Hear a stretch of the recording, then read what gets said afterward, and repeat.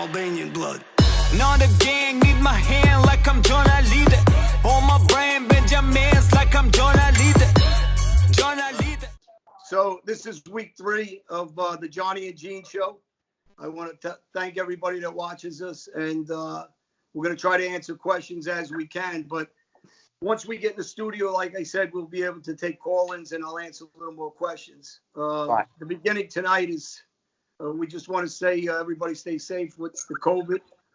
United States will be opening up slowly, so I guess everybody will be back out in the street. And hopefully everybody's families are safe, and the economy goes back where it needs to go for the United States to prosper. Everybody knows I'm a big President Trump fan, as Gene is, and I think you stand in the same position, Anthony. Me? So, yeah. Yeah, absolutely. He's my man. Okay. So I go through a couple of things. The WHO is an organization that we need to get rid of. We give $400 million a year to them, and China gives about $35 million. And believe it or not, the guy that's head of the WHO, he is actually not a doctor. I don't think people really realize that. He's got no credentials as a doctor. So what are we listening to in the first place? Second, he was brought in by China when he was involved with Ethiopia. And what people don't know is he was called as being involved with a terrorist group prior to this. Not only was he involved in a terrorist group, he was also involved in giving illegal shots that killed hundreds of thousands of Ethiopians when he was there. So I think that some of that stuff that people that don't know and keep saying, let's look at the WHO. WHO covered this virus up for China. And I think at this point, the United States needs to bond together. And for any products that are Chinese, we don't buy. I mean, there's enough death, suffering, and financial loss through the world. Agreed. I think that everybody should obviously ban Chinese products. Let's not buy it. Let's be American. And people that say about the Chinese people, we're not talking about the Chinese people. We're talking about the regime of communism in China and the WHO. And let's not support their growth, because during this economy, everybody's suffering around the world. China is actually buying up things through Greece, through different countries, through our country, through the stock market. They're the only one that's financially prospering off this. Not only did they, in my opinion, do this purposely, because when this disease came out of Wuhan, they closed down their borders from city to city, but yet they let over 1.5 million people go internationally, knowing they were going to spread this. So for the public that doesn't know that, that's something. But I want to get back on a Democratic thing. Alexandra, she's a Democrat that talks about let's close down and let's not go back to work. I believe they call her AOC. I think that's her initials. Yeah. And she's a very left-wing Democrat, yet she's taking her salary every week, and she's not donating it back to the people. She's telling them don't go back to work. So, double standard. They're so unattached, and they have no clue what the public's going through. But meanwhile, they're trying to get big government against the citizens of the United States. One of the things they're trying to do now is get drones to follow us. The other thing is put a chip in us. They want big government. So, anybody that doesn't like what's going on, they need to really speak up and go out and vote Trump, because this is not what he wants. He wants entrepreneurship.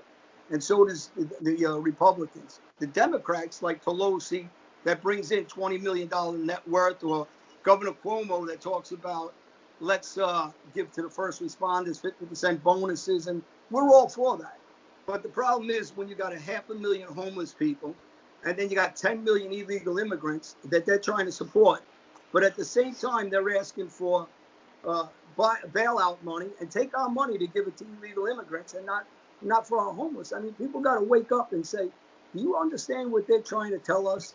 They're asking us to give the first responders bonuses. We want to.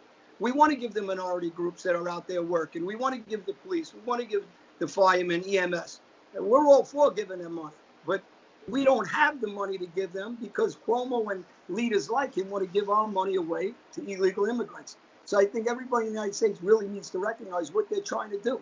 Yet they're saying they have no money to run their cities, and that they're going to and they're mad that McConnell said that they should, claim bankruptcy.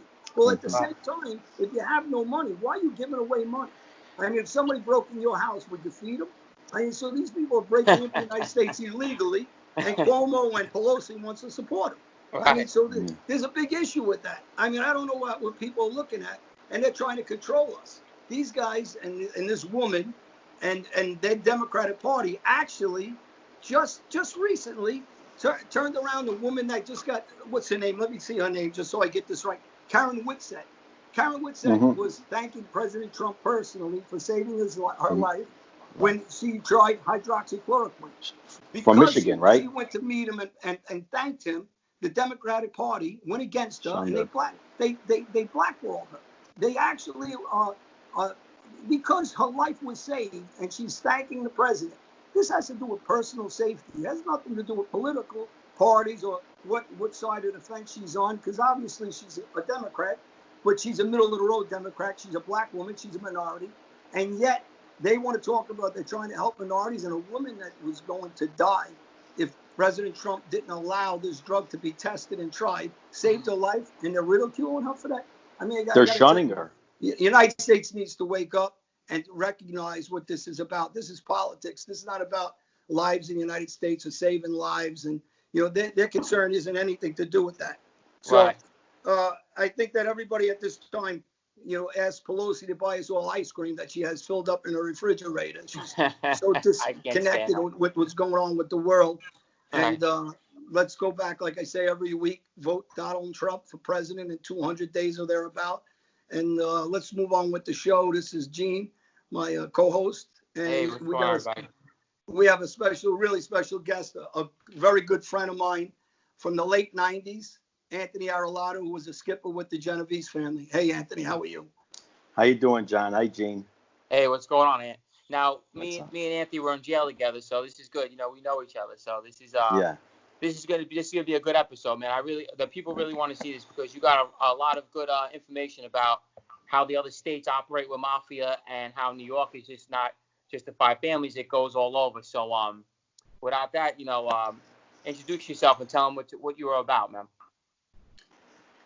Just I was in the life early age, on the streets hustling, and as time went on, I got more involved, and I was always a street guy, but as time went on, I got more involved with that life part of it, the Mafia part, and eventually I ended up getting inside really close, and I ended up getting straightened out in 03.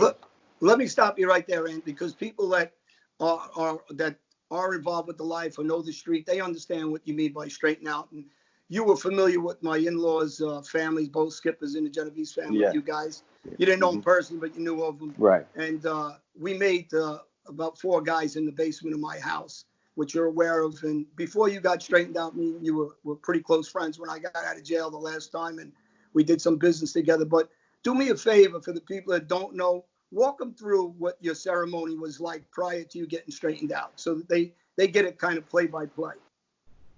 So before I got straightened out, I was proposed by the Massachusetts faction to be a member, and that was going back to the early 90s.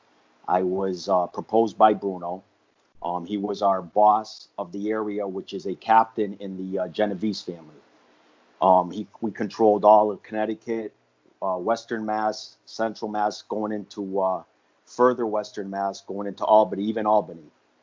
And so from the 90s all the way up to early 2000s, I was, on and off with Bruno as a proposed member that I was going to be under Bruno faction in Mass.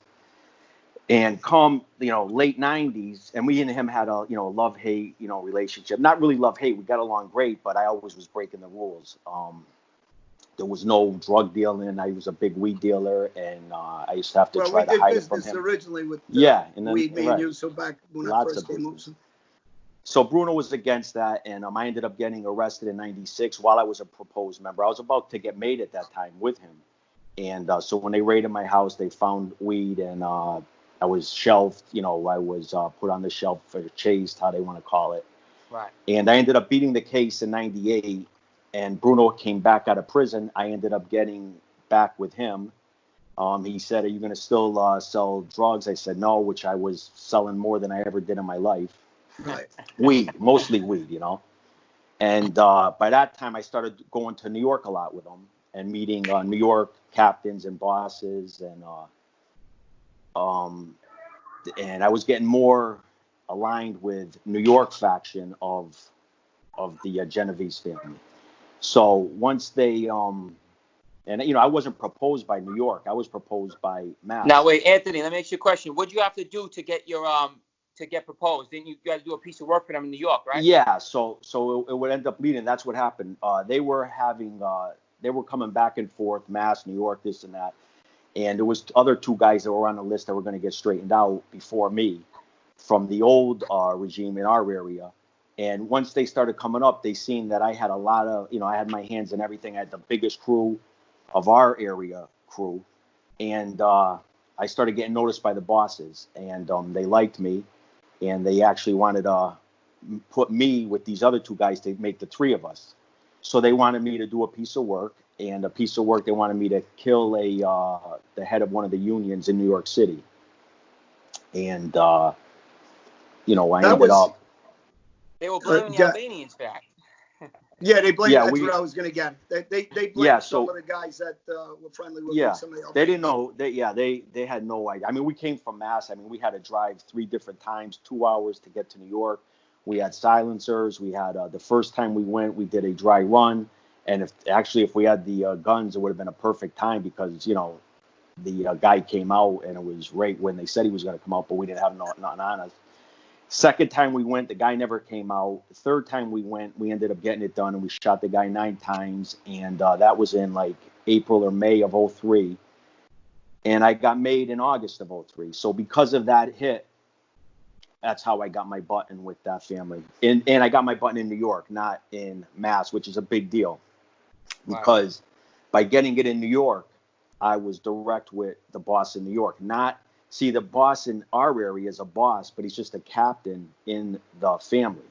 But we all consider him boss. Break that down to people because they don't understand the difference. What you mean when you're running the area for New York? Explain that to me. So the Genovese family is a big family, and outside of New York, they have Connecticut, Western, you know, our area. So everyone in our area, which is like, you know, hundreds of associates, you know, 20 to 30 made guys, all refer to the guy that's running this area as boss. You know, when they write newspaper articles, they refer to him as boss.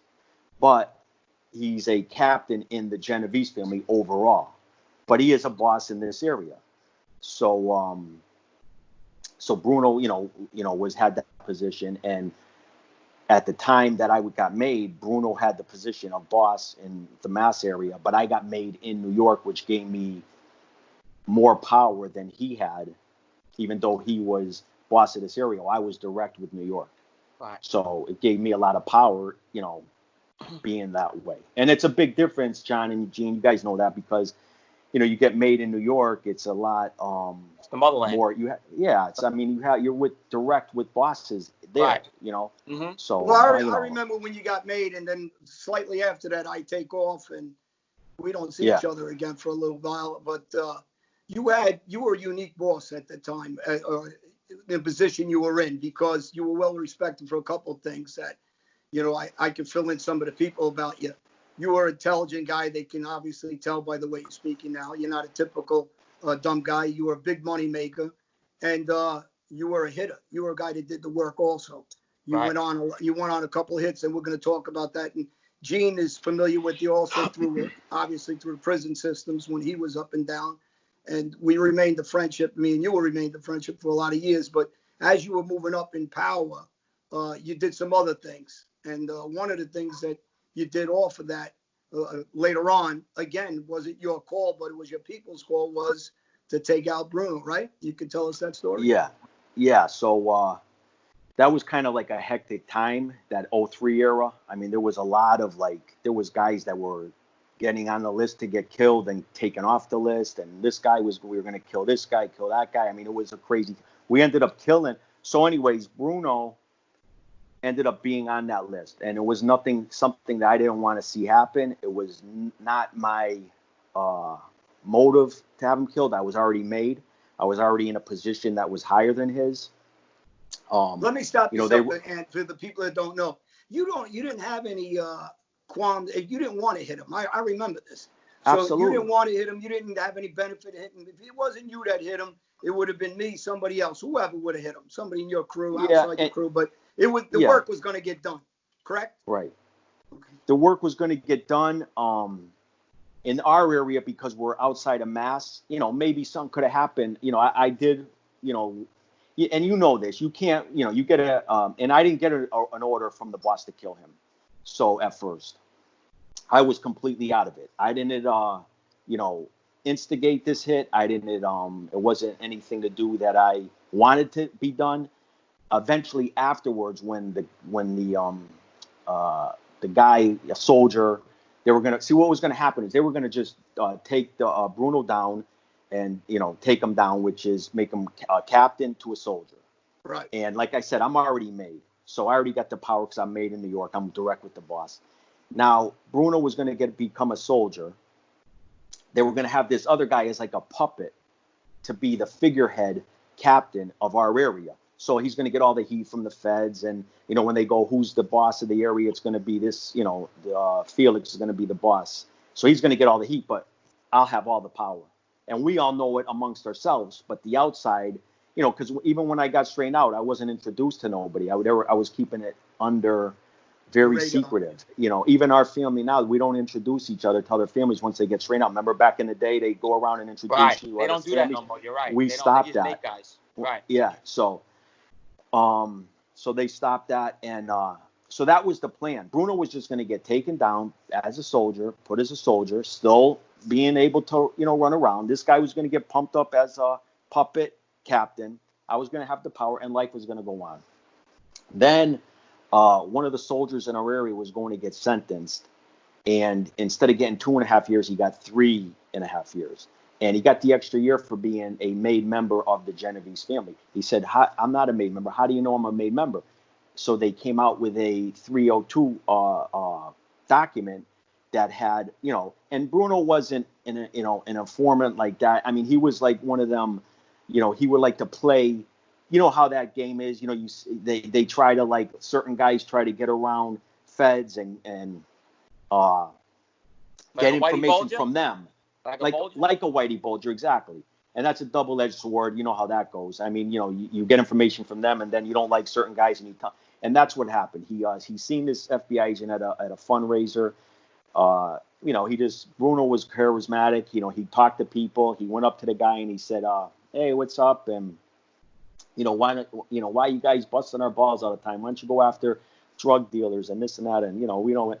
So he goes, I got a job to do. You got a job to do, and this and that. So the guy asked him a couple of questions, and he asked him if was his kid Emilio a made member of the family, and how many guys that were made. And I mean, Bruno's just, I know how Bruno was thinking. He's just thinking to lure him in and tell him something, and then if anything, he can get information from him, because that's how Bruno was. He had the local DA for 20 years.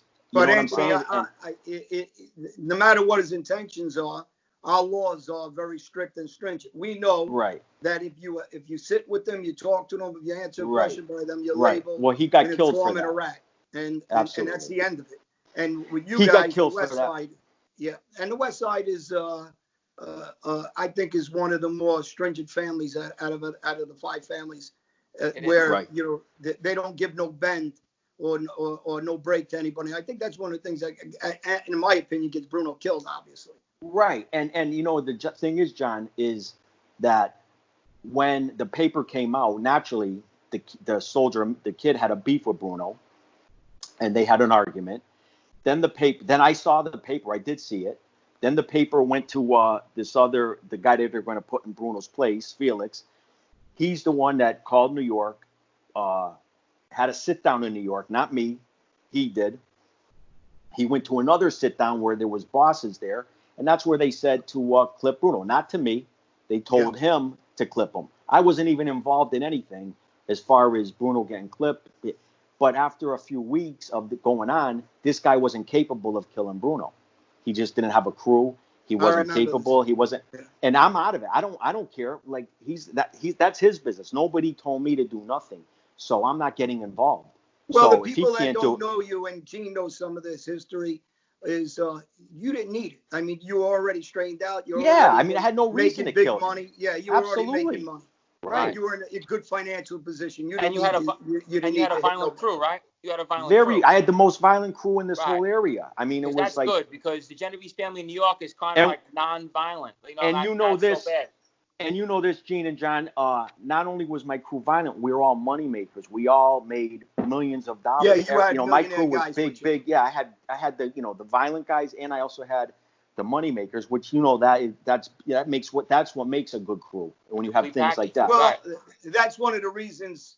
And me personally, I got very friendly with you, and I think that was the respect level that you got through your own family because you were very capable, obviously, and you had a good crew of guys with you, and you guys were earners, serious earners. You guys made some big money. So between those combinations, I think whether you understood it at the time, you didn't realize what your net worth was to your family, which was extremely high. Big money. So, yeah. I mean, people really looked up at, and you started getting some reputation outside of your family to guys like us that knew you. Yeah. I mean, basically we were big earners, my whole crew. And we didn't need the Mafia to earn. We were all earning without the Mafia. We were all earning, as young guys growing up. Like I said, I was doing the regular rackets with those guys, but 90% of my income was coming from, we had the large marijuana business.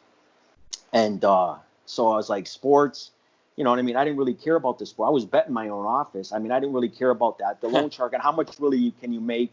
I mean, you got to have $1 million, on the streets to make serious money weekly. Gene was doing that with his guy, and my captain had like $3 million on the street, right? And that's when you make the big cash, right, with the loans. Yeah. Right. I mean, So say you got a couple 100,000 at what's that?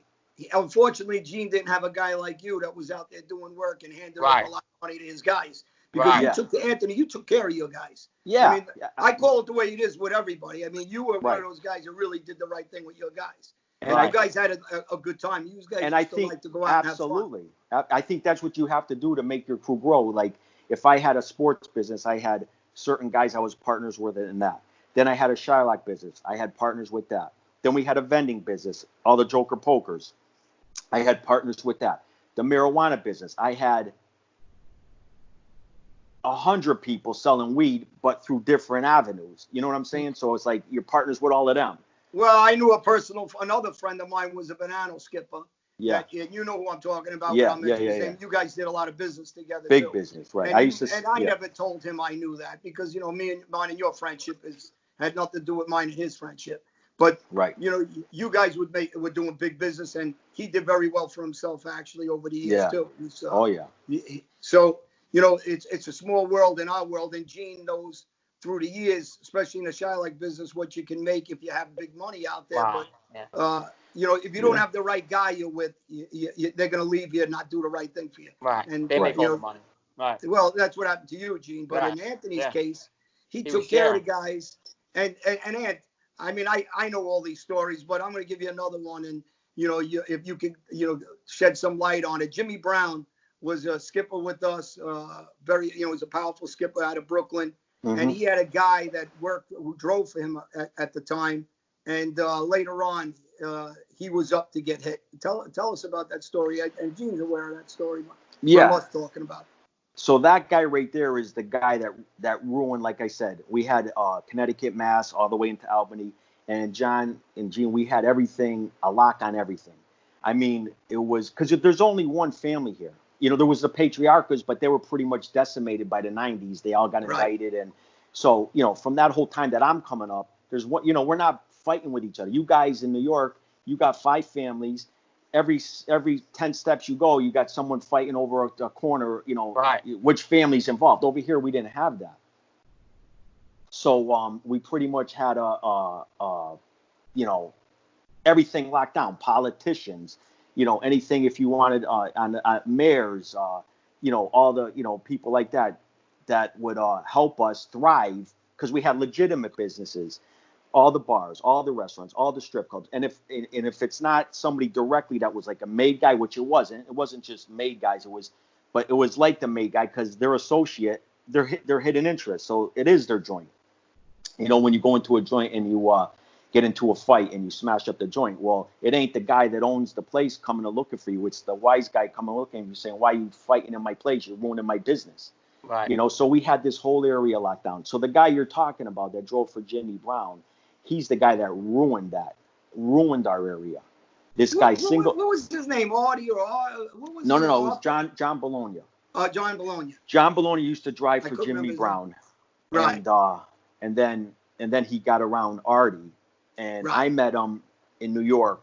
The first time I met him, we were all eating dinner out there. And the first time I seen him, that sixth sense in you said, this guy's no good. Hey, and, Anthony, I actually saw him. He was an associate, right? He was an associate. And he was bringing messages from New York to Boston, New York to Mass for you guys, right? Yeah, well, it ended up happening like that. So when I first met him, there was some money that was owed to a couple of the bosses or captains in New York, and they wanted me to go with him and collect it in New Haven, Connecticut. So we went to this scrapyard and we met and we had the guy paid. I think it was like $37,000 the guy owed. So we met for the first time outside of New York. And ever since then, this was in 2001, that guy, John Bologna, was coming up every single weekend because he said he had to give messages to Bruno because Bruno was just taking over at the time. The guy before him was under an indictment. So they made Bruno boss in 2001. So Bruno was in power. This guy comes up and just every weekend after that started coming up. And he kept saying, I got to give a message to Bruno. And they would come up on a Friday, eat at the restaurant, and then I'd be out with him till 4 a.m. And then Saturday, same thing. Sunday, he'd go back home. And he did that all the way up until 2003, 2 years. And what he was doing was he was a cancer. He would look at our area, see what we had. We had gold, and he would see that. So he would run and report back, to Artie down there and pump his all head up. These guys are making millions of dollars. These guys got, everything locked up. That, he would tell him, you should get that and blah, blah, blah. So he poisoned Artie's head. But in the meantime, we never, I know it's big in New York, extortion, you have, play people and places they pay. We do that with bookmakers. Shylock guys, if they're not with us, they'll pay us every week. But we don't go to regular businesses, restaurants, and, the strip club was owned by, the main guy was partners in there. We don't do that. We never did it. When Bruno took over, that's when these extortion schemes started coming up in 2001. It originally started off with 500 from these two guys, this strip club and this other bar, 500 a week, which is 1,000 a week. And it ended up going to 50,000 a month we were collecting from shakedowns from everybody. And it just drew so much heat on us. State police, organized crime, FBI, we're all over us now because of this extortion. And Bruno, Bruno was a part of it. We were making money. But so this guy Bologna was going back and forth with the messages. And that's when their eyes got green and they got greedy. And that's when the plan started coming up with take Bruno down, put like a puppet there that they can control so they can get the money. They wanted the money. We never paid New York money, ever. Nobody here ever gave a dime to New York. Christmas time, you give them gifts. You go down to see the bosses, bottle of Louis XIII, cigars. Throw 'em an envelope, right. But there was no money. The guys here never transferred money like that. It was always, for whatever reason why, that's how it was. That all changed when Bruno got there, and he was, out of the 50,000, he was sending 10 to New York every month. Wow. From the extortions. So, that's how John Bologna got involved and the messages. And then he would come up and, get his end of the money every week and go back down with it. And then say he had, messages. But the more and more he kept coming up, the more and more they wanted to take. He wanted to take. And he was pumping up the other guy. And that's how the plan came to demote Bruno and put, like I said, Felix up as a puppet And like I said, to me, I didn't really, I thought that was a bad idea, the extortions, because it brought nothing but heat. And it exposed our area. He used to come up. He was a big guy. He was like 6'2", 3". He was like 300 pounds. He had a black beard, hair pushed back, black sunglasses. And, he stood out, when we used to go out in bars. I mean, who is this guy? Smoked cigars. One time he came up with a black fedora, black hat. He looked like the guy in The Godfather, the Don Fanucci, only he had all black on. And what do you think they're doing? They're all, you might as well just get a flag around going, we're shaking the whole city down, and we're the Mafia, and that's what we should have did. But he didn't care. I even asked him, I go, do you do that in New York? Do you shake all these places down in New York like that? He said, are you kidding me? Because I get 30 years for that. I go, well, what do you think we're going to get, over here? We're not going to get the same 30 years? Right. But he didn't care, and he kept poisoning the other guy. Anthony, it goes back to the same thing that me and Gene discussed in the last couple of shows with Anthony, his cousin, Ruggiano. You guys were in a different class. You were making money. You didn't need to you guys, this was nickel and dime money, Right. And it wasn't worth coming out of, hiding, because you guys kept a low key, big money makers, and you kind of kept a low key, and it drove it to you guys doing a lot of work. I mean, the bottom line, you guys really did put in some work. You did some hits. John, just real quick, I'll tell you, the guy that they were shaking down, a made guy, was partners in the club, in the club that they were shaking down. So they were shaking down their own guy, who's a made guy. You know what I'm saying? It was absurd. It was just, But who was accused as being an informant or possibly out of the? So I was in the Bronx. We were hanging out on one of the corners there, and the Gambino boss, Anthony McGalley there. He was a boss at the time, early 2000s, I believe it was 02, right around there. So he pulls up, and me and Artie get in the car with him, and we're talking with him. He sees JB out there, and he says, "What's JB doing here? He's no good. We chased him." Wow. And he said that right, in the car with us, and we talked a little bit afterwards. We got out of the car, and I asked Artie. I said, what's up with that? He said, I don't pay no mind with him. He's, he's mad he's around over here now, so they're putting a label on him or whatever. He said, don't pay no mind to it. That was some point in like 03, right around that time. It was right about when I left. I remember because we had a couple discussions before I left. Yeah. And, well, the thing that got me real quick was I used to hang around with a captain in the Patriarcha family, old timer, really good guy, and we used to go down by the shore, and he says the same thing. The guy that comes up to your area with the beard is an informant. He's no good. So we got a boss of the Gambinos, a captain in a Patriarcha, telling us this guy is an informant, and then we even got a faction in our area that knew that this guy was no good. Wow. And I went back to Artie. I said, listen, we got guys. And at this time, I already did a piece of work. I already shot the guy in New York 9 times. So, and over there. So now this guy knows, about, he actually brought me to the spot where the guy comes out of the house at 6 in the morning and whatever, and showed me the car or whatever. So he knows the whole, scheme of that. And then on top of it, he knows all about the Bruno thing afterwards. Wow. Right. So, I mean, once you could stay on the streets, these guys, and, we go to jail for, a racketeering case. What are you going to get if there's no violence? 3 years, 4 years, for, stupid. I had 3 of them at once, 2 state and 1 fed, and I got 3.5 in the state and 29 months in the fed concurrently. And these were all huge $1 million crime businesses, Shylock and Numbers, sports, all that stuff. And I got 3 years. But when you drop a body, your life changes after that. Yeah. Every day you wake up, you don't know if it's the last day you're ever going to see on the streets ever again. Your family, your kids, you don't know if they're coming today, and then, you're never going to get bail. You're going to get a death penalty case. You're going to, you don't know what's going to happen. So that's what I'm living with, because he put me with this guy, and I even went to him and I said, listen, just send this guy up. You'll never see this guy. I have a whole dog. I have houses. You'll never, just tell him you got to send him a message with us, and you'll never see this guy again. And when I told him that, he stopped him from coming up to our area ever since then. Ever since then, the guy never came up to her. And the reason I think he did that, because when all this stuff was going on, like I said, I got made in 03. There was other contracts. We were looking to kill other people, but then there was another hit that they ordered in New York to kill. And I'm so happy that one didn't happen, because that was a bum rap that this kid got, but friend of mine. But it switched to Bruno. They ordered Bruno to get killed, and in the meantime, we ended up clipping my brother-in-law. Went all in the same time, and that wasn't ordered by nobody. We just did it. I remember your brother. That happens a lot. Right. The brother-in-laws get killed a lot for some reason. Yeah. So I mean, we at the same time, already knows that he didn't order that, and this guy went missing. He asked me about it. He said, "What happened to this guy?" He said, "I don't know. I think he took off. He went to Florida. He left the wife and got another girl." So I didn't even tell him about it.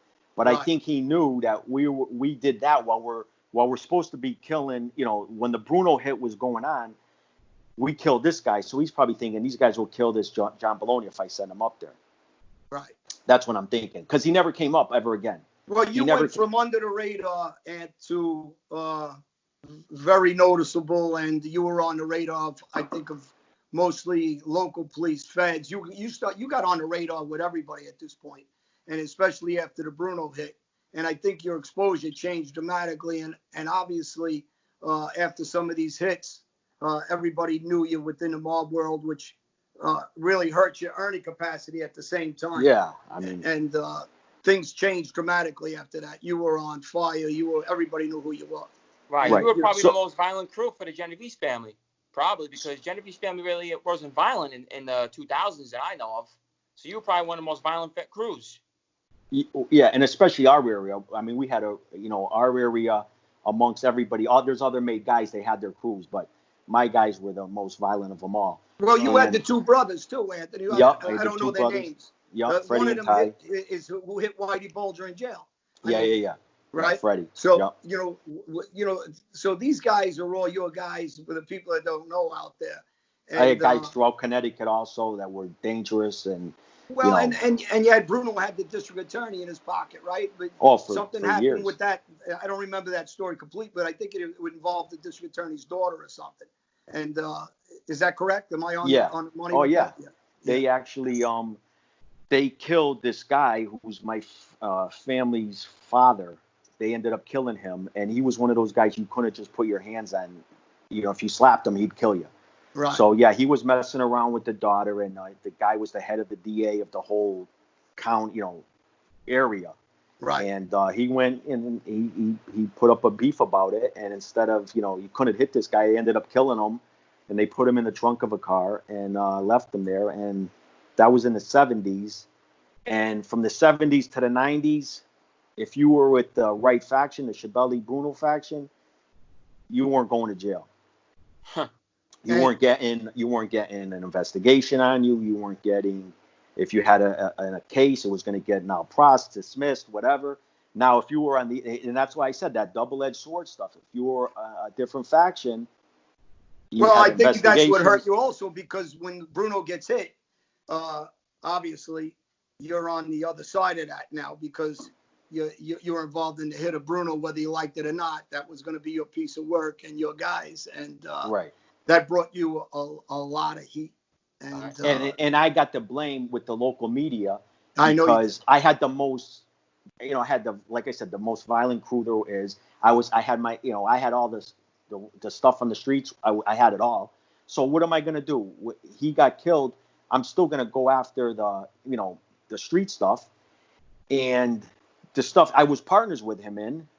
And actually I'm going to keep making money off that. So when they see that, the local media gets that, and the next thing you know, they're labeling me as his successor. They don't even know if I'm made yet, So how do they even put me down as a successor? Right. We kept it a secret. Right. So they're labeling me down as the boss, and and then I got a ton of heat. I had 24/7 surveillance everywhere I went. They had listening devices. They had them in strip clubs, restaurants, bars, my truck, my cars. My guys' houses, that's how one of my indictments happened. They put a listening devices in his house. We used to do the work there every Sunday, and they had the place bugged up, and that was one of my indictments. And it was just everywhere I went was 20. And then they're sending all the informants are coming into you, right. How. And then you're trying to kill other people at the same time. So you're waking up, you're trying to kill, you're trying to make money, you're trying to avoid them. and it's just you can't really operate, but you still have to. I still was up until I got taken off the streets. It's inevitable that the downfall is gonna come because you went from under the radar to flying high, and you might as well have carried a loudspeaker at that time. Although you were personally quiet, but between all the work, between your guys, between the informants, between the extortions that were going on, you were just on fire. I mean, with Gene was the same situation, really. In the neighborhood, once he started hurting guys and using that gun, it's over. Your name is up there. Yeah, and you guys know this. Like when you're like that, nobody wants to come near you. Yeah. So I mean, like either they're scared or they're scared of the heat that you got. Right. So I mean, you could go up to them and you could say, I got a great deal. We can make millions of dollars, and they don't want to have. I even went to one guy, and it was a great deal. And he says, Anthony, I would love to do it, but the problem is, if I go partners with you, and they know it, then I'm going to get all that heat that you have is going to come to me. And I have to say no to you. And I was, when I went on the run, I couldn't call you guys. I couldn't call you. I couldn't call you. I couldn't call anybody. I'm on the run. I left. I said goodbye, and that's it. 2003. When I take off, there is no help anymore because the guys you can call are running from you. Right. And the guys like yourself, I can't call because I know you're on fire. So who do I ask for help? And you're left out. You're left out to dry when I'm jumping country to country. Absolutely. So, and you're on the run. You can't really call anybody because that's you got to. And I had multi-million-dollar businesses going, and you know what happens with that between guys stealing, guys giving you up, guys ratting on you, and at the time, obviously, you get guys like the boss Joe Messina started running a wire, and different things happen. So I was in a bad spot. Hey, Anthony, I want to ask you something. So a lot of people blamed you for killing Bruno, right? They thought it was your idea, right? And a lot of people don't know it wasn't your plan. You had no intentions on killing Bruno. So I didn't get the hit told to me to do it. I wasn't the one that went to New York. I didn't sit down with the bosses. And as far as I'm concerned, I wasn't helping. I had no intention of helping. Well, explain to them what happens when a green light gets put on you. It has to be done one way or another. Yeah, I mean, I went to. So and if you warn him, you know what's going to happen. If you go to somebody and there's they're going to get hit, and you go tip them off, you're going to get hit. You're just as good dead too, right? Right. Exactly. I mean, so a lot of people especially if you right. And I actually did want to give him a heads up just to go on vacation, And at the time he had his eyes done, LASIK surgery or whatever, and he was in the house, for like a few days. The day I went to his house was the first day he left, and his wife answered, and she said, "Oh no, he left today. He's not here." And I was gonna give him like, why don't you go on vacation in a roundabout way without coming out with that, But it is, once that happens, I mean, like you said, there's he's gonna get hit, and but it wasn't from anything to do with my motive of instigating that. Right. You weren't trying to take his spot, basically. You just got the spot from New York. They gave it to you. Well, that's the thing, Gene. He didn't need to. We knew each other. I mean, he made a ton of money. So this stuff is really what would hurt you. I mean, if it was up to you, and we had these discussions before and after, if it was up to you, you wouldn't have did any of this work because you were sitting pretty without anything. You already straightened out. You already had a ton of money. You already had the guys. You were living a good life. You didn't need to do any work. If it was up to you, you would have coasted the rest of your life. Right. And I don't think a lot of people out there know that you would have. And I think if it was the right boss involved, they still would have known that for what it was and just shelved Bruno and just threw him out of the life without killing him. But I think they had a bad boss that was put in position. He went from a soldier to a boss, and I think he was the wrong guy because he was sending messages. I mean, John Bologna knew about murders. He knew about, and he's an associate. Not only is he an associate, but we're told that he's an informant. So not only is he an associate, we're told that he's an informant, and the boss is using him to send messages. All right, send the message. Hey, give this guy a box of cigars and tell him, something stupid. But you're gonna tell this guy the murder conspiracies where you're never gonna see the streets. Hey, you know that you can't say associate cannot talk with made members and captains. You have to have permission. They can't just go sending messages back. I never heard of that before. Well, it depends. Certain guys can do it. Exactly. And, certain. There's a handful guys like of us. Guys, No, exactly. Certain guys. I'm agreeing with you. Yeah. So guys like yourself, Joe Watts, Jimmy Burke, those guys in New York, guys in my area also that didn't have the button, but they were dangerous. And one of your guys, that was also a skipper. That was one of the guys I did business with. I would meet with him directly and do business with. But I had a different, which I was in a different level than most of these guys that had the ability to sit. But it's very far and few between of guys that can do that. And for them allowing this guy to do this was a blunder, and it cost a lot of lives actually, and it ruined a lot of lives. So ruined a lot of lives. No business. And as well as I also, they shouldn't be discussing something that's already occurred. Talking about a hit after it's occurred, or sending a message about a hit that's occurred, or him sending messages on who to do it is ridiculous. I mean, he shouldn't have been in that position. John, after you do a hit and you kill someone, you're married to that guy forever, whoever you did it with. 100%. So I mean, you're whatever that guy's. If that guy starts becoming a drug addict, you're probably going to kill him because you guys did murder together. So I got a guy that I just known for the past year and a half, 2 years of my life, and I'm being told that he's an informant. And then next thing you know, and it turned out he was an informant, but then I'm being told that this guy is, he's an associate and he's got murder. He knows about me and murder. And, well, during the trials, Ant, I said it. I said me and Gotti had a bad marriage. And I said whether, for life, whether we like it or not, we're attached to each other while we're in the life, while we're out of the life, because we're involved in too many crimes together. Right. Whether it doesn't matter, I was the shooter and he wasn't, that's here or there. The idea that we were involved in those crimes is no matter what we like about each other or dislike, we're attached to each other till we're both dead. Absolutely. And I don't think anybody understands that. And you said that perfectly, really. And Gene, it's going to be the same situation, all the guys you work with. You're either way, no matter what, you're already done. And your situation says there's no going back in time, whether you like it or not. It's part of our history for the rest of our life. So, and you got to go to bed at night knowing that, and knowing if tomorrow you're going to get pulled off the street, knowing that, it's bad enough if one guy knows it, but you got a guy that knows it and we're told he's an informant. I mean. Well, listen, I say, guys don't like me saying it all the time, but I'm sitting in a penitentiary in Brazil, be in my position, and know that Gotti's sitting down doing a profit, with the government. Right. What is he? Anthony, you know better than anybody. What is he? He's a rat, right? Yeah, I mean, in our life, you can't sit down with the government. He knows that, and he knows that, and anybody that sits that, you can't be half pregnant. I mean, you get clipped. Well, and we understand, and listen, and here's back to the same thing. Why we're doing the show, for the people that don't know, when Gene was, I believe, away at the time you were still away, Gene, when me and you did the GQ magazine together, Anthony. Me and you, I guess that was in August it came out when we did that magazine. For people that don't know that you did that magazine with me.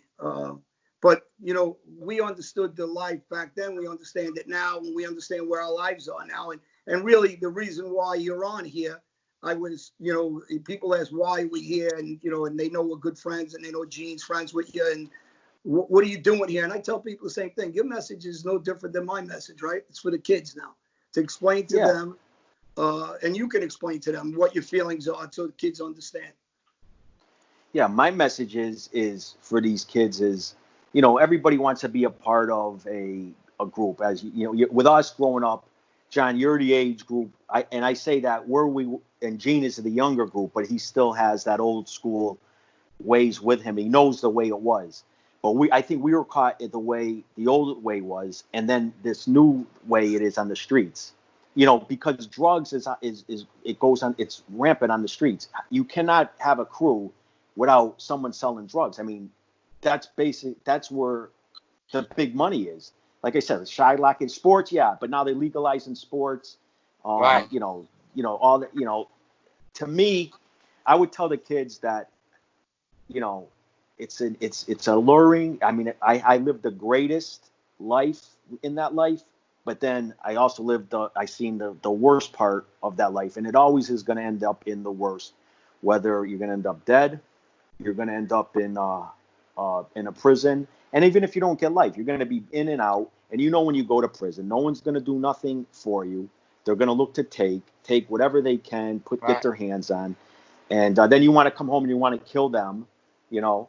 And so my message would be is just hustle legitimately, because all these guys that I know in my area that made it to that next level, that went from, they bookmakers and they made $1 million. But then they stopped and they got into legitimate business and they're worth tens of millions of dollars, and they live to be an old age and they don't see the inside of a jail cell.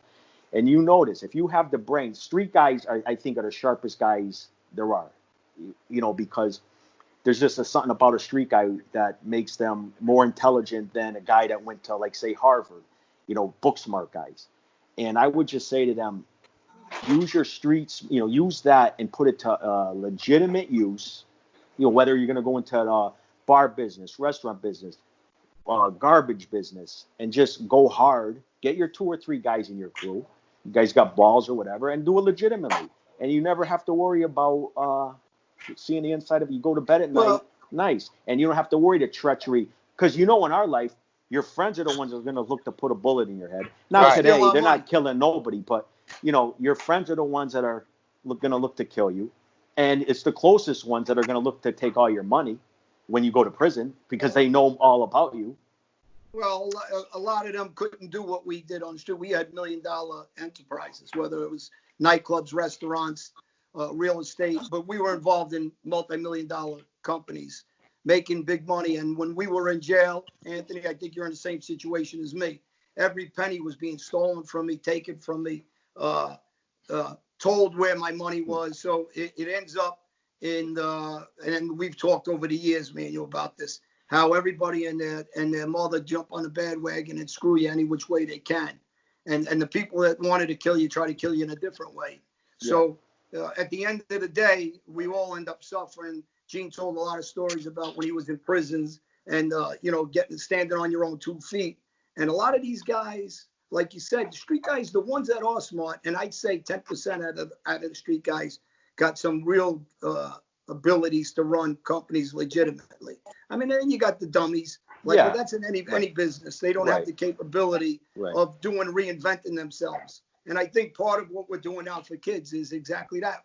We're learning to reinvent ourselves and hopefully give a message to kids not to follow this, because you're living proof, Anthony. And Gene is living proof that people expect to get the same reaction from Gene as he used to give.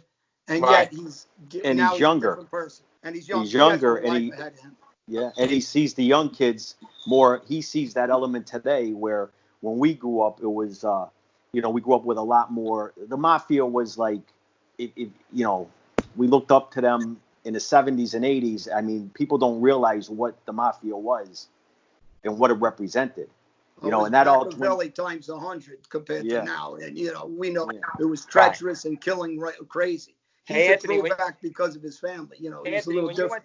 When you went to jail, you said that they weren't even bringing your loan shark money over like they were supposed to, right? The first thing they do. When I was away in 05 to 08, I was still earning big, and all my, you know, and I had all my stuff. And because my guys were on the street, and I was only doing 3 years. I was coming home. Right. So, and, you know, they couldn't do anything with that. One guy did when he got out. He did stick his nose and his hands in that, and, you know, a little bit. But, in 2010, they heard life and they were just robbing. That's it. They didn't want to bring more money. I mean, I was, and I, like I said, I had so much heat on me, and I had, you know, a couple of, you know, you want to get your family situated when you get in, you're ready to get indicted. You want to making sure you're, you know, your wife or kids have got money coming in, so you're getting things lined up. So I remember going to this one guy, and I said, I was involved with the number business and some Shylock business with him. So my end was like $10,000 a week. That was guaranteed money, $10,000 a week. And I said, I'm going in, and I had the lawyer out of New York at that time, John Mitchell, and he wanted $150,000, but he wanted it in a check. So I remember going to this guy, go, listen, I need you to go, you know, help me out if I get indicted, which I'm going to. And, you know, the guy ain't going to take cash. He wants a check and this and that. Right away. Oh, no, I no help no one. I'm going to treat everyone the same way I got treated. And this guy was getting treated extremely well when he was Right. away, you know? It's all the And same every area. Yep. yeah, and then when I went in, the first 2 weeks, the 10,000, I told him, I said, I don't want to see 1 week no one went by my wife. It's very simple. You know how it is. Send your wife to go see my wife. They're going to go shopping. Give her the envelope, 10,000. Right. And the first 4 weeks I'm in, nobody went by it, in 2010. So, I mean, that's how it ends up. You know, there's snakes, and you can't kill them. I mean, if you could get out of the jail cell and come and kill them, that's what you want, but you can't. Right. You know, and they know that.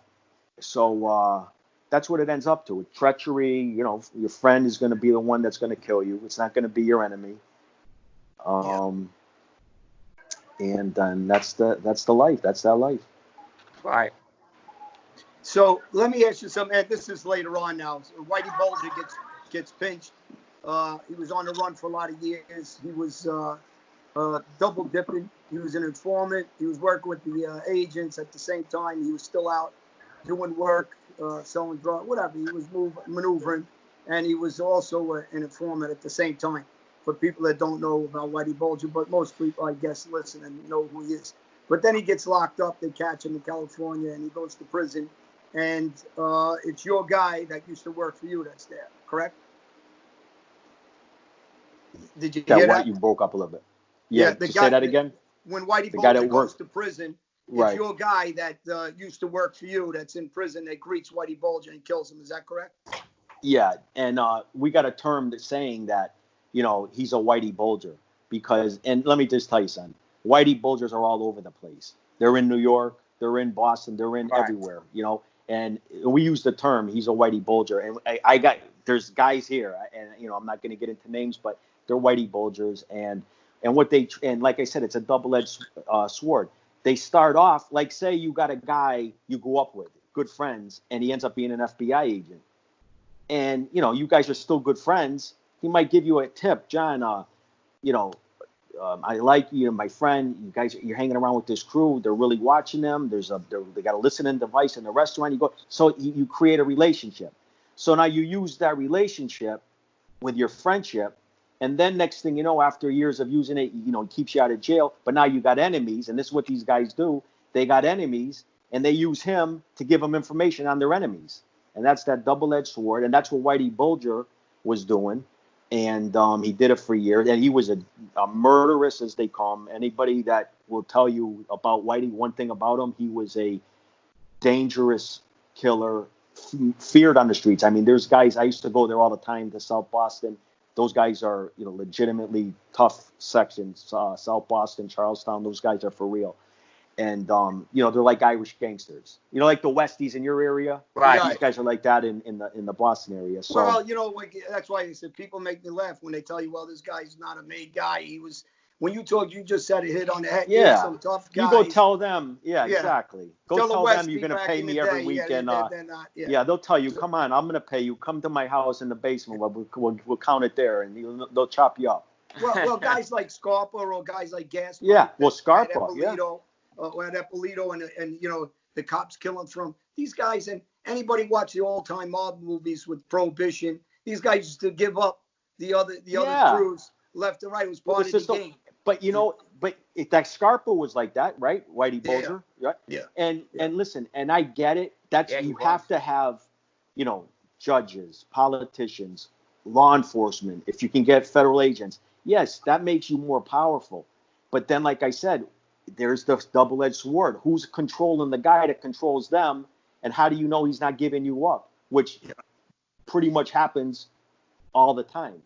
Well, so, I went through this, Anthony, about for the kids to understand. I'm talking about everybody, not just gangs. I'm talking about the mob. I went through boss after boss from every crew that was working, and either wearing wires or giving up guys. And this is, unfortunately, when kids are signing up, they have this belief about this loyalty that doesn't exist, that we know really don't exist. It's built on bullshit. And, you know, and the message is back to the kids. And I think Gene gives the best message out of all of us, or anybody that's talking and has been on the street, because he's their age group, like you said. Yeah. He's still a young guy that can relate to some of these younger kids. and they can understand some of the violence he did. Definitely. And and how his name got thrown in the mix from everybody. You know, people want to leave that part out. Everybody threw his name. Your old boss Barney wanted my head on a stick. Barney from the Bronx. Yeah, you know, I was really bad for my time, and you know, I try to tell young kids they really gotta understand that it's the same thing that we go through every generation. It's all treachery. Like I said, they're gonna be robbing your money as soon as you go away. Same thing with me. Same thing with Johnny. Nobody cares. You know, that's the truth of the matter. Everybody's out for themselves. There's no real friends in that life. And I know guys. I know guys that do have the brain, and they don't want the button. You know. Yeah. They refuse it. So, you know, there is guys out there that actually could have got it and didn't accept it. Well, in hindsight, obviously, you wouldn't want it either. I mean, after everything you went through, of course not. You didn't need it. You were doing great for yourself. It was your downfall actually getting involved. Absolutely. That's right. A lot of people say that. When you go into the Mafia, that's it. It's the downfall. It's a countdown clock. You're just going to go to jail, or something bad's going to happen when you start getting involved with them. Before I got involved with them, I still had the same crew. I still was making probably more money than I was with them. You know, I had all businesses, you know, nightclubs and restaurants, and, you know, silently I had. And so, you know, we don't need them. That's what I'm trying to say. The young guys, you know, you don't need them. What do you need them for? What is a guy today going to offer a young kid? You're a captain or a boss in this area. Nothing. What are you going to tell a young kid to come around you for? What are you going to offer? What are they going to make money with? What can you offer that young guy to make money with? It's, you know, that you can get him to go kill his friend, to go get out of bed at 3 a.m. and go stalk somebody and kill them. And what are you going to offer somebody like that to do that? I mean, there's nothing there. Hey, Anthony, when we grew up, and Gene didn't grow up in our era, but Gene grew up when there's so much surveillance. There's so much new technology. Oh, forget There's so many, you know, and if you leave it to the Democrats and forget this is their sales pitch, they're trying to put drones up in the air to follow citizens. And it starts off in a good intent. Don't get me wrong. Just like, you know, a socialist society, they're trying to say, even though I'm against it, but as the leaders change, and depending on how corrupt they are, which we know a lot of politicians are corrupt from every aspect of politics, right? And look at let's just look at the government today. Pelosi and them are trying to sneak in their pension funds during these bailouts. Right. So we know that they're just going to go further and further. And they stopped the stimulus because of that. And I just want to say this real quick.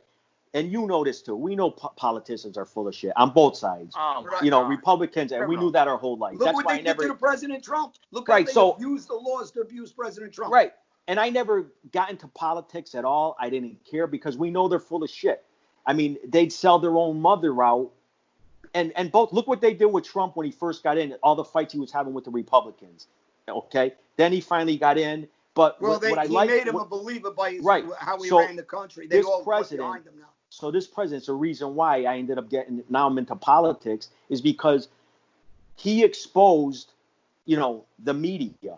You know, he exposed them. He exposed the corrupt politicians. He exposed. He shed a light on everything. And anybody with a brain understands that. And if it wasn't for him, you would have never known all this bias that there is, you know, with especially the media. And so that's why I think that I support him, and I think he's doing a great job. Well, if we don't support him, it's going to be like the old days during the war where Germany tried to take over. Can you imagine if Biden gets in? Because China's trying to control us financially. Yeah. We're going to be speaking Chinese if President Trump doesn't win. I hope you like Chinese food, because they're controlling our country with their mony. What they've done here is unbelievably is such war criminal crimes that I've ever seen.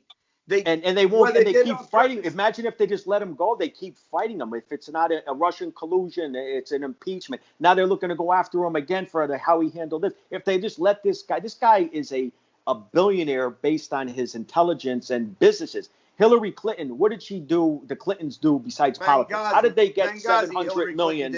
But they don't have no businesses. Thousands of emails. Right. She's a corrupt, full of and shit, they have all their money from politics, whereas Trump made his billions and you know how it is in New York. Come on, 70s and 80s doing business in construction in New York City and real estate. Who did he have to deal with? And he still got through all those animals. Those, you know what I'm saying? You know how in the 70s you couldn't do nothing. Go through them back then. Right. And look at he's a billionaire. He made his money. And these other career politicians, look at Nancy Pelosi. She made all her money through being a politician. She's worth $20 million. You see what she did with the stock?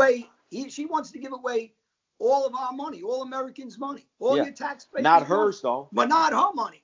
If she believes in what she believes in, give that money to all the immigrants. Because can I? And you agree with this? Those people, and this is what you can just see. That's why I'm saying we like people that are real. When they speak, you can tell when somebody's real because we're on the streets. We know when these politicians talk that they're fake, that they're full of shit. And, well, they're trying to con minorities. You know right. What they're doing. Well, but they're trying to con the regular American people. The American people ain't stupid no more. No. They get it now. They can see what those fakes. You know, ever notice when they're talking like when they're talking to the black audience, they start talking with a black slang. You know, like Joe Biden did it. You know, they do all these things. They're not real. Well, they just proved they're not real. What they just did to this woman, Miss Whitsett. Yeah. They shunned her. This is they don't care that she almost died. They don't care. They're trying to abuse her in every way and manner they can. Because she took that medication that saved her, right? Saved life. She didn't say I changed to I want to be a Republican now. She stuck to who she is. Yeah. And you got to give her a lot of respect for that. But she came out and she's at least speaking honestly. Hey, the guy saved my life. Do you want me not to thank him? I mean, I don't understand. So they blackball her, or minorities they're trying to con and say, we want to give you a bonus. If you really want to give them a bonus, being frontline workers in whatever they do, whether they're cooks, whether they're delivering food, then stop giving them their money that you keep claiming you want to help them for, and giving it to illegal immigrants. How about giving it to those kids in Harlem and Brownsville that I do talks at, or you do talks at? You know who's really intelligent that I follow, and I don't know if you know her, but you should follow this woman. She's so brilliant. Is that Candace Owens? Oh, I follow. Yes, I do. Oh my God, she's brilliant. And listen, I probably spend about 6 hours a day reading newspapers and following politics. So I think a lot of people she's right on. CNN fake news, what the president says. If you go back and rewind their tapes of what the comments they made, and then how they try to lie and backtrack and completely lie. So when he abuses them at these conferences, he's right, because they just don't report honestly. Like the same thing, all the help he gave New York City, they still want to knock him. They won't give him credit. What he's done. He could come up with the cure of this virus, and they will still say something about it. But he here's could the difference, like you guys know. We are from the streets, so they can't con us. Right. You know, the regular people, they try to spin and con and Machiavelli. But the regular people are waking up, though. They really are. I hope so. I mean, look at unemployment's was at its all-time low when he was there. The market was at its all-time high. Everything, the economy was the biggest it's ever been. Everything was going smooth, and then this virus comes. Which was out of his control. Tooth and nail not to get the economy running again. Right. Because and this is the biggest thing I keep saying, especially to minority groups that feel or are not getting treated as the rich are getting treated, right? Yeah. Every time the government steps in on the left side, they're giving gifts away and trying to control them. They're trying to tell them what time you can wake up, what time this is all you deserve. Right. And this is the doctors you can only go to. It's just like our life. They throw you the crumbs to keep you down. Throw you the crumbs, right? They want them to think they're stupid enough to accept that. And it's the same with education. If you want to help everybody in colleges and schools and infrastructures, then stop giving our money away to illegal immigrants. Yeah. And use it for college funds for blacks, for the Latino. But they gave Harvard how many? $40 billion, but they didn't take it. They gave it back. They were going to take it. Somebody just wrote me the other day and said to me, well, most people are immigrants, Italian, Albanian. Yeah, if they come here legally, like most people do, yes, they deserve to and anything that this country offers. But if you're coming here illegally, like I said, and you're breaking into my house, I'm not going to feed you. And raping and killing women. Politicians, what I meant to say earlier was government positions and jobs were low-paying jobs. Now they're getting double pensions. They're getting wage increases, and the whole country's falling down. Meanwhile, they're trying to secure their pensions while this is going on. They're giving each other raises. It's a joke. Absolutely. That's where people should be protesting. And they're trying to stop our amendments and allow people to go out and protest. That's our legal right. This is the United States. Unless they were protesting something for them. For them, then it's okay. Right. But the left, Democrats don't want them to protest. They want to lock us in the house. That just shows you where they're trying to go towards socialist communism. And I don't know why people aren't seeing it. So I mean, the socialism doesn't work. It didn't work in Venezuela. Look at Cuba. Look at any socialist country. They all fail. The Soviet Union, right, fell apart. It doesn't work. Well, China was falling apart until they pulled this maneuver. Whether it started out by an accident or not, which I still don't really believe, but because of their behavior of what they did, locking everybody into Wuhan and out to other countries. But Trump's the first guy to put the tariffs on them. He's got them paying billions and billions of dollars. You got to remember, Biden took that $1.5 billion with his son. So I don't know why they don't talk about that more. Yeah, because and the thing he did in Ukraine too. In Ukraine. Yeah, but besides China. Hey, let me get back to something with you guys before we end this. Hey, Johnny, I wanted to ask him one thing, Johnny. A lot of people always ask us, can you go through a little bit of the ceremony when you become a member? Because people always want to know that. A lot of people always ask the question. Every family does it differently. Can you explain how the Genovese family did it? So that day, you're supposed to not know you're getting made, but I knew I was going to get made. I drove down to New York. I met at the restaurant. There was 4 of us that day were going to get straightened out, and they were going 2 at a time. You leave all your jewelry, phones, everything at the restaurant. 2 guys came back. Then me and this other kid went. And you go into this. We went into this apartment building. And in our ceremony, they had us strip down. We were in a bathroom in your underwear and put a bathrobe on. And then, when it's your turn, you walk into the room. And you had, in my case, I had 2 bosses that were sitting at the table. There was captains that were there. And basically, you just sit down and you just say, I'll kill my brother if you tell me to. There's a gun and a knife on the table. Right. They prick your finger. Blood comes out. They put the tissue in your hand and they burn it. And you're saying that I'm never going to betray this oath. If I do, I'll burn in hell like this paper. And you swear allegiance to them. If your wife is pregnant, they call for you. You're going to come. If they tell you to kill your brother, you're going to kill your brother. If they tell you to kill anybody, if they come first, we come first, and that's the life. And it's really it's not even a 10-minute ceremony. It's very quick. And right after you get made, hello friend, they kiss you on the cheek, and that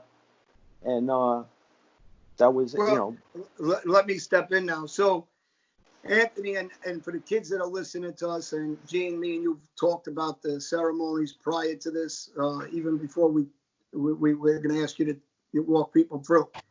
How can they possibly ask somebody to go out and go in their underwear with a bathrobe, saying basically, I don't trust this person, so I got to strip them down into their underwear? So why would you be straightening somebody out that you possibly don't trust 100%?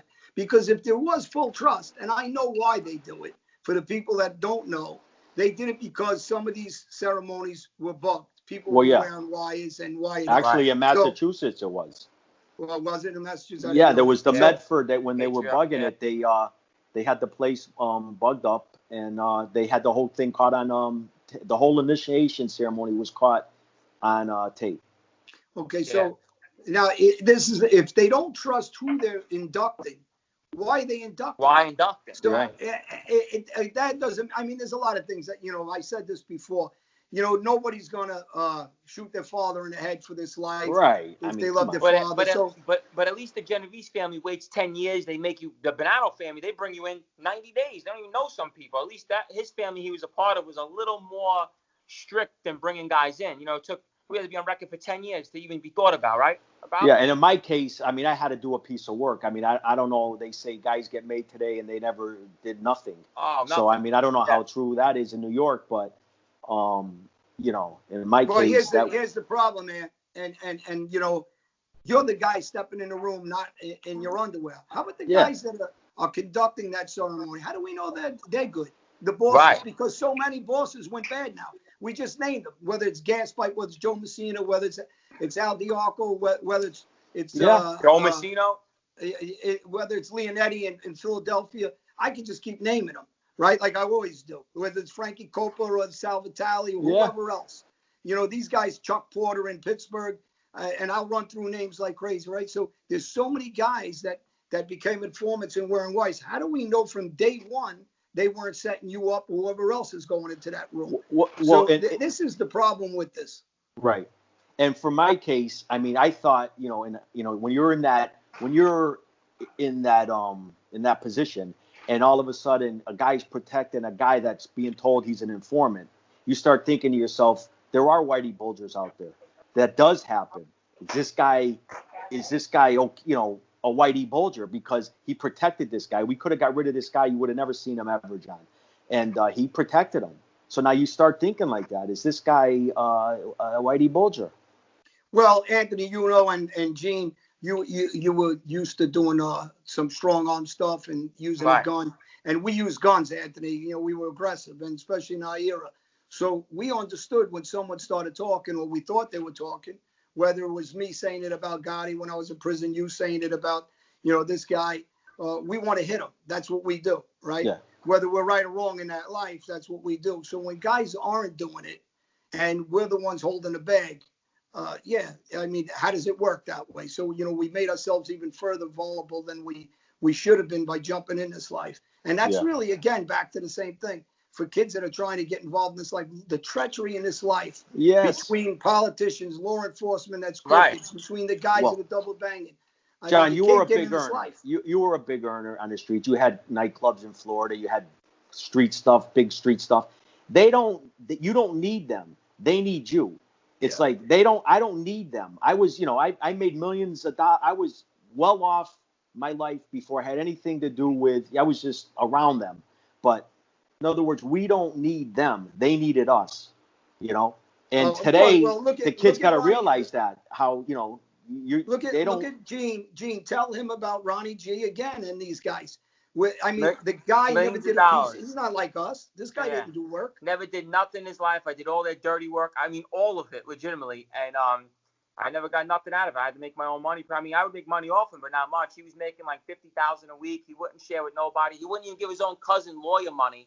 And the only thing he said about his cousin was, I hope you don't go bad. And that was his skipper at the time. And that's how they are. We had to pay for the guy's lawyer. And this guy's making millions of dollars. We won't give him $1 for his lawyer. Yeah. And this is what you're dealing with nowadays. It's all about themselves. And of course, that's how they are, man. It's disgusting. And wouldn't throw a brick in a blackout. Did nothing in his life except live up his uncle. That's it. His uncle was Vinny Asaro. His uncle was a real gangster. That's it. And another thing for the kids is take care of your wife and kids.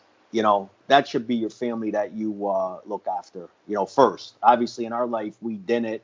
We're out and about, we're running around, and, we neglect, we take our wives out once a week, or, we see our kids here and there. But if you really look back, it's, take care of the wife and kid part. That should be your priority instead of, taking an oath to go blow your brother's brains out. You know what I'm saying? Right. Yeah. Hey, Anthony, so what's the future hold for you now? So the future holds today. I'm finally off my probation. It's going to be probably the first time in my life I'm going to have no restrictions. Congratulations! Yeah. I know. Wow. Good for you. Yeah. So I was excited. I was really excited looking up to this day because I had a lot of plans. I've been in buying and selling cars. For the past couple of years. I did some real estate deals. Buying and selling and buying and holding. But I really wanted to. I wanted to get in the night, a club. I had my eyes on this one particular club, restaurant, gentleman's club, whatever you want to call it. And I was going to pursue it, after I got off probation. And I had a letter of intent with them. I was going to pursue it with you. Yeah, I know it. But thank God we didn't because, and we dragged our feet because this coronavirus, I mean, I don't know what's going to happen with this with the bar industry. You know what I mean? So think about if we did something, back in January, and we was just in the time. It was like late December, early January, and we had a letter of intent and this and that, and for some reason we dragged our feet, and then all of a sudden all this stuff comes up, and look at we're stuck screwed, in. Bro. You've been screwed. Yeah. And I got so I have a book project I'm working on, and the book is going to be about this, like I said, New York is the boss, the base of the family. Our area, Western Mass, all throughout Connecticut, going in, like I said, to Albany, it was a lot of history here, and it's never been told. Throughout the early 1900s, there's been a mafia presence here, and organized crime presence, Irish, Italian. It goes back, like I said, with the district attorney and the murder there, and from the 70s all the way up to the present day. And it's never really been exposed, this area, and I'm a part of that, so I'm a part of that story, and that's a project I'm working on right now. Cool. And so the people that don't know, there's a project out of Italy that I'm trying to. Hopefully, you get involved with us, and you know that we spoke about it plenty of times. I hope it works out. And Gene and Anthony Russo, who did the Mafia series with Trevor McDonald, I'm hoping to get him here with us on this and also in that series, which he was a captain, and he's a friend of yours also in the Colombo family. So there's some plans on some filming production that we're hoping that we get going. And it looks like it's going to go out of Italy. So hopefully that happens along with your book and some of the stuff that we've been talking about, and some of the projects with kids, like the Second Chance program for kids that, first-time offenders or guys have been in jail that we're advocating for. And that'll be also something I think that you conveyed to me. You'll get involved also with it, as Gene is. And hopefully that we can just help some kids save some lives and absolutely do the right thing and get back to making serious money. More money legitimately. Yeah. So really good talking to you again. And now that you're off, as soon as this is done, we could get out of the house. We're going to come see you. We'll go eat dinner and get back together again like the old days and have some drinks. Is there anything else you guys want to say before we sign off? No, just be safe. Hopefully Trump keeps doing what he's doing, and this thing goes over quick. And before you will be.